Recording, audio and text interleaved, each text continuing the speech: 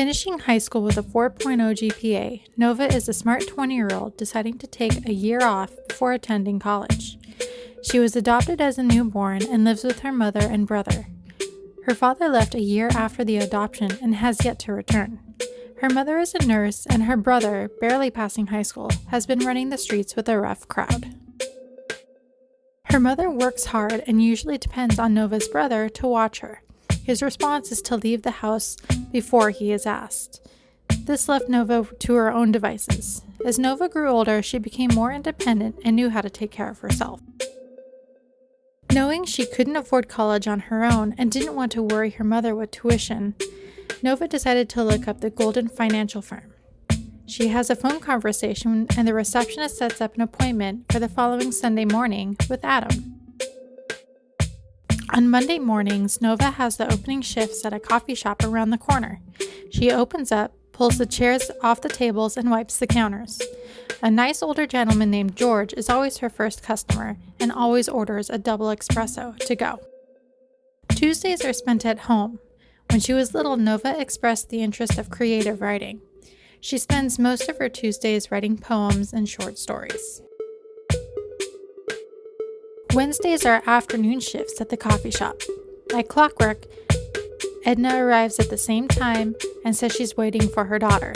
She has never ordered anything, not even a water. Thursdays are spent researching colleges, specifically ones that have a creative writing program. Friday evenings are spent at the coffee shop with a closing shift. This is Nova's favorite shift as it is typically filled with a younger crowd. She notices the same cute early 20s guy come in and sit at the same table and order the same thing every Friday. The most conversation the two have had is when he gives her his order, black coffee and a chocolate chip muffin. She's been otherwise too shy to walk up and talk to him. Saturdays are for sleeping in. Her mother is a nurse at Humble Grove Psychiatric Hospital and has late shifts Friday evenings. Her mother comes home around 2 a.m. and they both sleep till noon, only to wake up starving and raid the fridge. Finally, it is Sunday and Nova is excited to start her meeting with Adam. Her main concern is how to afford college. She really doesn't want to worry her mother with tuition. She is on her own since her mother has the morning shifts at Humble Grove. She checks her brother's room, and as usual, he's gone. With no car or driver's license, she sets out to take the metro train. Walking to the metro stop, she passes a man walking his dog. As she bends down to pet the cute puppy, the man asks if she needs a ride somewhere. Growing suspicious, she says no and continues on her way. She's almost to the metro stop when she realizes the guy has been following her. She makes it onto the metro and finds a seat next to the door for a quick getaway if she needs one. The metro arrives at her stop and she exits. She power walks down the block and reaches Adam's office. As she enters the office, she realizes she was followed and notifies the receptionist. The receptionist tells her she will send someone to have a look. Nova finds an empty seat in the lobby. A few minutes later, Adam calls her into his office. The two have a nice chat about college and how much certain colleges can be per year and what she has to do. She gets a little defeated when she learns that she will need a cosigner. She never had a loan or other forms of credit payments before. Adam reassures her that there are grants and scholarship opportunities and handed her a pamphlet that can help. She feels better knowing there's other options as Adam walks her back to the lobby. She crosses paths with an elderly woman and her daughter.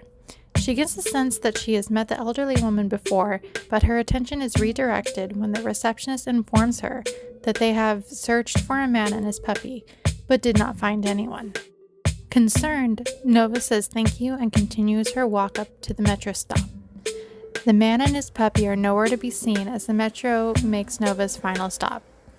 Before heading home, she decides to treat herself to some ice cream and stops at the local convenience store. A block away from the convenience store, some young middle school-aged boys are playing with firecrackers in the street. As Nova walks past the boys, one of the firecrackers misfires and explodes everywhere. She makes it to the convenience store and picks out her ice cream. Following a gentleman in a hoodie, she darts to the ice cream section, selects a salted caramel waffle cone flavor, and heads to the checkout counter. She continues to walk the final block, reaches the fire escape stairwell, and climbs up to her bedroom window. Climbing through the window, Nova throws her backpack on the bed, walks to the kitchen to find a spoon, and returns to her room.